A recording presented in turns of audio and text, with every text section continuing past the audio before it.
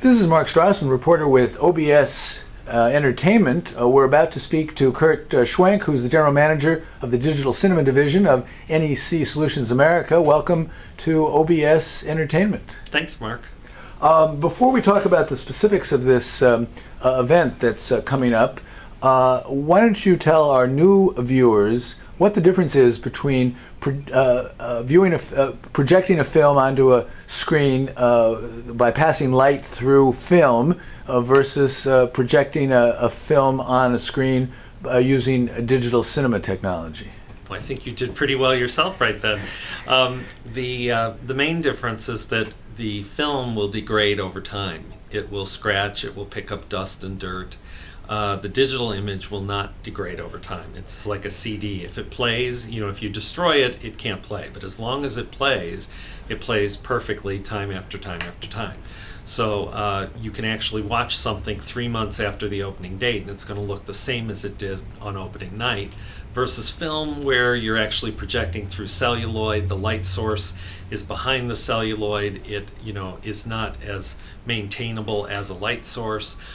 Plus, as I said, the film itself degrades. Okay, and again, the way the colors get on the screen is that white light passes through colored celluloid and projects out onto the screen. How do the colors get on the screen in a digital cinema process? In the digital process, basically you pack content into files. The servers and in the case of moving forward, the JPEG cards will decrypt and decode that information. And basically what happens is there's a high-powered light source that is broken into 3 colors, red, green, and blue, through a prism assembly. That's then sent out to what is known as the DMD chips from Texas Instruments, the micromirrors. And those, using simple on-off of mirror technology, have approximately 2 million mirrors on each surface. They will, in combination, work with each other. They send the light back into the prism, recombine it, and out the lens of the projector, so that it's actually using those 3 mirrors with all the little millions of micromirrors on it to actually replicate the look of film and the feel of film. And as we're going to see later in the discussion, not only can digital cinema play over and over again, essentially the pristine level that it was at the beginning, but you can turn the power up more with digital cinema because there's no physical celluloid that would melt if you used more light, which of course brings heat with it as well. That's correct. Okay. And the reason we're going to talk about that is because we're talking about outdoor theaters, drive-in theaters. Tell our listeners of different generations whether there still are drive-in theaters in the U.S. There are still drive-in theaters in the U.S. They're gaining in popularity again because of, as you know, our whole culture is a little bit nostalgic at the moment. Nostalgic-looking cars are popular, etc. So the nostalgia of drive-ins has once again raised their popularity. They're nowhere near where they used to be at the height of drive-in deployment, if you will. There was about 4,500 drive-ins in the U.S. in the late 50s. That declined into the 60s and 70s into a couple of thousand, and now there's approximately 400 active drive-in screens in the United States. Do countries other than the United States have drive-in theaters? Yes, they do. It was an American revolution, if you will, at the time, because we're such a car culture. But a perfect example is that there are companies in the Far East, most often in Japan, where they've made an entire business out of having mobile drive-in theaters. They'll actually take two semis out. One is the projection booth, the other one the side unfolds and becomes the screen, and they'll set up in farmers' fields for small towns to have drive-ins. So it'll be in there for one night and drive to the next town and do it again. And in fact, in cultures that aren't yet or haven't become as car-centric as the U.S., it wouldn't be out of the question to have people arrive by mass transit to a site outside and sit in a large field and watch a cinema. That way, people go to rock concerts and watch cinema at rock concerts with a band. True. There isn't any particular reason why you couldn't have comfortable seating in an outdoor venue that people are stadiums as well, and have people enjoy outdoor viewing as well. That's very true. There's actually a group here in LA that do, believe it or not, screenings every week in a cemetery in Hollywood, and they show the screenings on the mausoleum wall, and they have a sound system up, and it's quite an experience. People go out with candelabras and 5-course meals and have picnics while watching films. It sounds pretty interesting. Tell us about the United Drive-In Theater Owners Association event that took place at the Transit Drive-In in Lockport, New York recently. Okay. It actually goes back a little further than that for us. They had invited us to attend, as well as our master reseller, Strong Valentine, to attend their convention in February in Florida. So Terry Westhaver, who is one of our people, went to that convention, and we were very pleasantly surprised in that this group of theater owners are very committed to having the best presentation quality they can have. They also were very informed on what digital cinema can do for them. They again approached us, which was very refreshing. They then offered, the president of that association offered to do this demonstration in New York at his theater. He sent out invitations, and approximately 100 people showed up for this event, representing a good portion of those 400 drive-ins. Again, Terry Westhaver from our group attended, as did personnel from Strong Valentine. And what was very interesting is there were people that came literally. Terry herself met people that ran drive-ins in Washington State, Texas, Florida, and New York. You can't get much further out than that and be in the U.S. unless you had people from Alaska and Hawaii. But it was quite successful. We took part in a full-scale demonstration. The screen that we used to do this demonstration on was the largest screen at this site. How big was it, and which of the NEC digital projectors did you use? The screen itself was just over 98 feet in width and 41 feet high. The throw distance from the projection booth in the middle of the lot to the screen was 216 feet. And we used the relatively new NC 2500S, which is our largest unit and currently the brightest unit available on the market.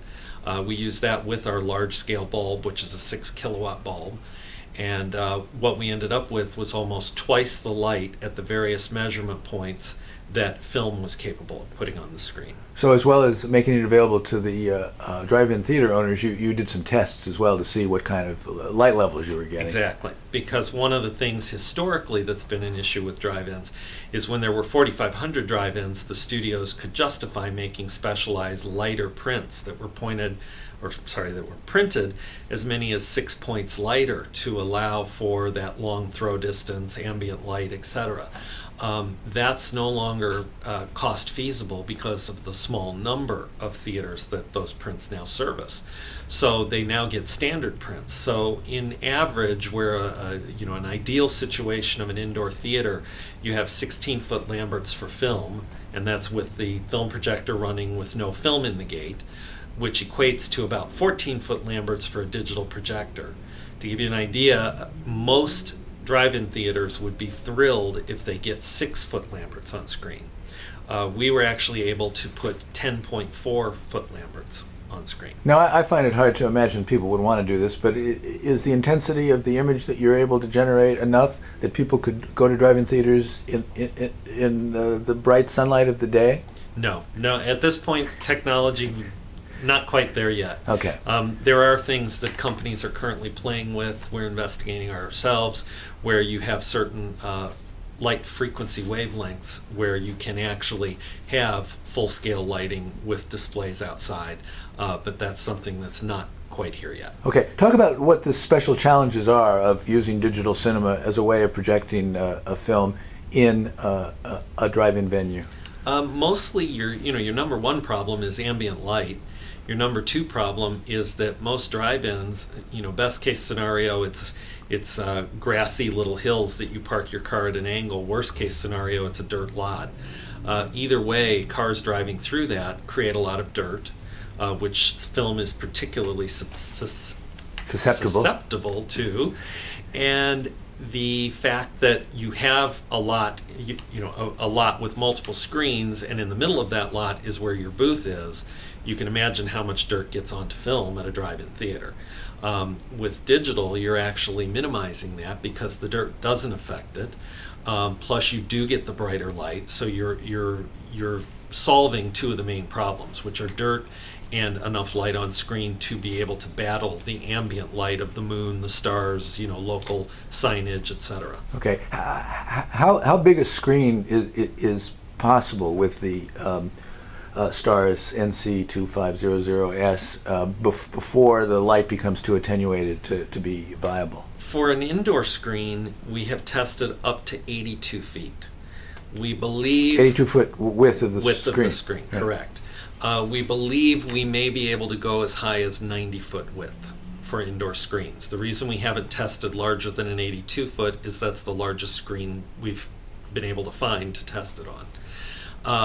With an outdoor screen, again, keeping in mind that that we are almost doubling the light output of a film projector. And again, we tested this 98-foot screen. We tested it at its full width.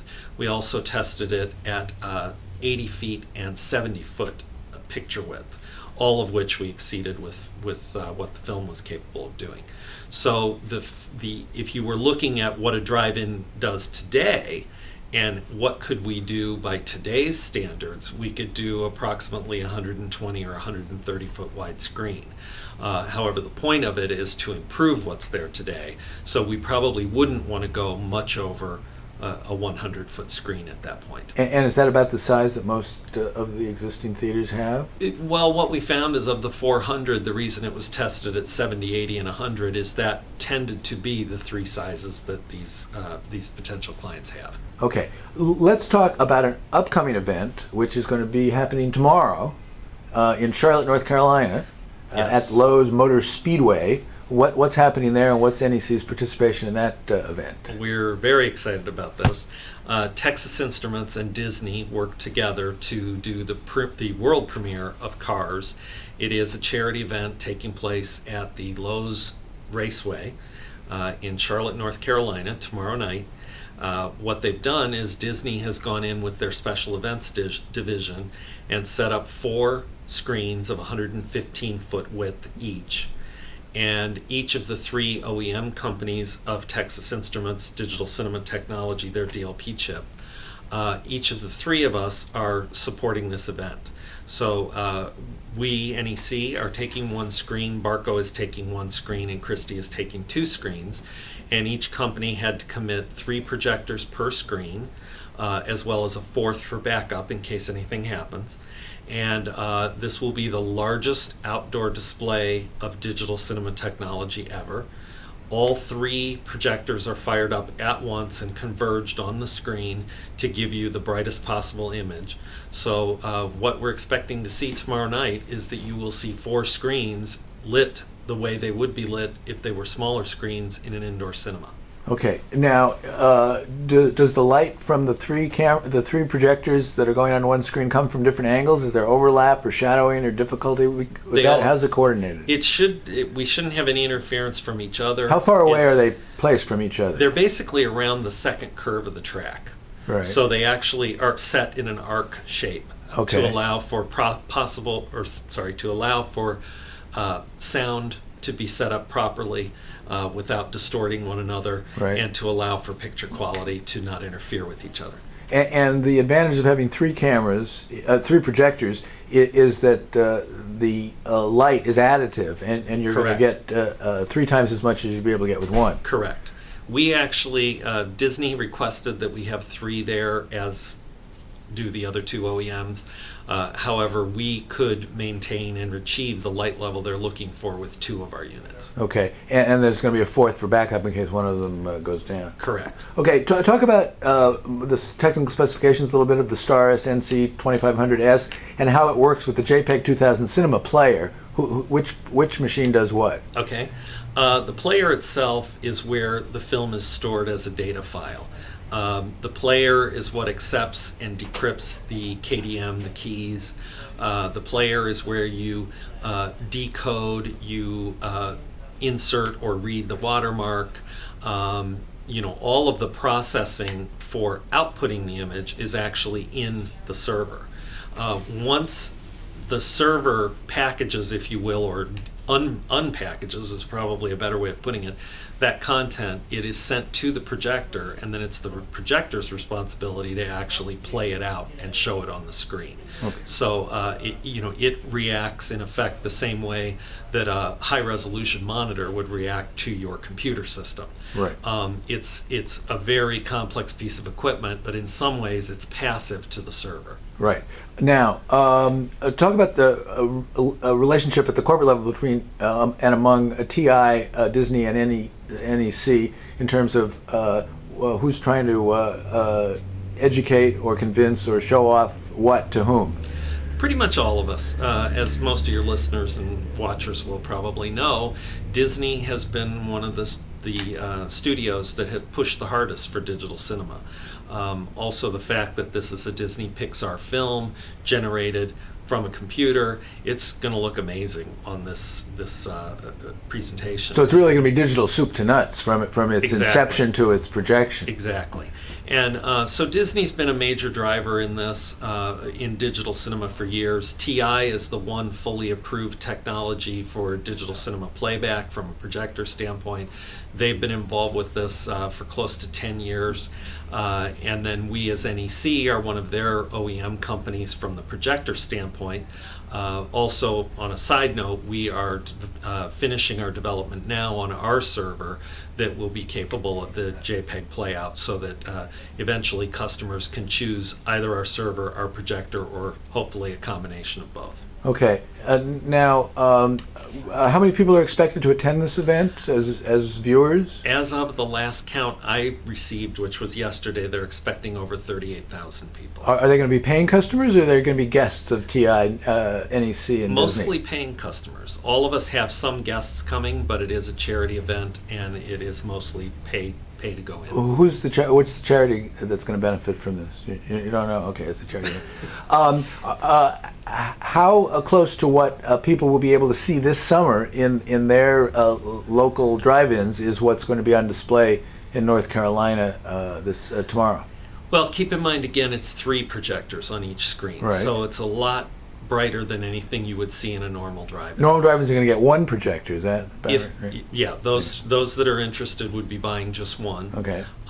So it will be considerably brighter than any drive-in you've ever seen, but not as bright as what will be on display tomorrow in North Carolina. If any of them wanted to get carried away, you'd sell them 2 or 3, wouldn't you? Absolutely. Okay. And what is the story on that? Are any working drive-in theaters equipped yet, or in the pipeline to be equipped by this summer to show digital films? Currently, no. What came out of this conference that we attended is that there was a lot of interest. We have 4 people who have already said that they plan on purchasing them at the end of their season. Part of what it was is we only did this experiment last week, and as you know, 90% of all drive-ins open for what they have considered the official summer, which is from Memorial Day to Labor Day. So the ones that did express actual interest in saying they want to place orders soon have all also said they need to get through their current season before they can retrofit. But it's a perfect time to retrofit at the end of their season because they're actually closed, and it wouldn't interfere with any evening's performances. What's the value proposition for drive-ins to switch to digital from the current technology? Basically, it's the brightness factor. It's just being able to do a better presentation to hopefully draw more people back to the drive-ins. Keep in mind there's also a lot of cars now have Dolby Surround in them. So you can now go to a drive-in that broadcasts a surround signal and get full, great surround sound in your car while watching now a bright image on the screen. How does the signal get into the car's audio system? Basically, it's transmitted over a locally controlled channel on your radio. Oh, so AM or FM? FM. So people in the turn on the battery, turn on the radio, the FM radio, and tune it to a specified local channel, and they'll get the soundtrack of the film. Correct. Okay. We've discussed before the value proposition for the studios and what that's meant in terms of their underwriting the acquisition of this equipment by the theaters. Does that have a special poignancy or applicability to drive-in theaters? Is anything in the works to underwrite drive-in theaters acquiring digital technology? That I don't want to say yes or no because I think it's yet to be seen. Right. It was assumed by all, and I have to say incorrectly, including by us, that we thought the drive-ins would take the stance of, we'll be interested when we can no longer get film prints. In other words, they would be the last to transition.